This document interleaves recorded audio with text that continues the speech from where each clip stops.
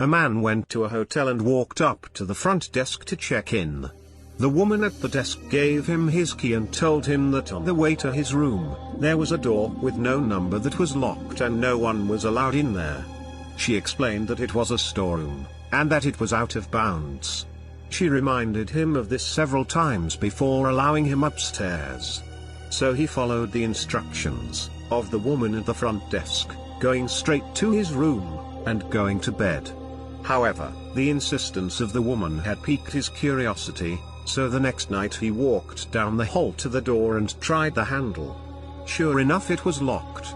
He bent down and looked through the wide keyhole. Cold air passed through it, chilling his eye.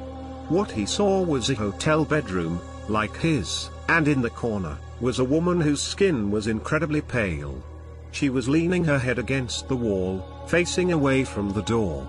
He stared in confusion for a while. Was this a celebrity? The owner's daughter? He almost knocked on the door, out of curiosity, but decided not to. As he was still looking, the woman turned sharply and he jumped back from the door, hoping she would not suspect he had been spying on her. He crept away from the door and walked back to his room.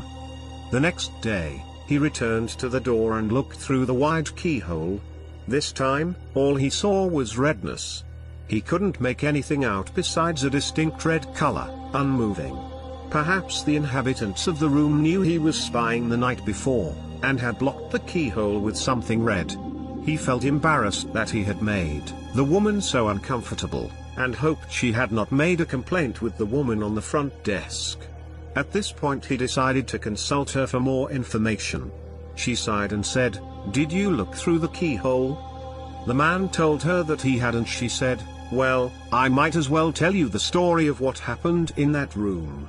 A long time ago, a man murdered his wife in there, and we find that even now, whoever stays there gets very uncomfortable. But these people were not ordinary. They were white all over, except for their eyes, which were red.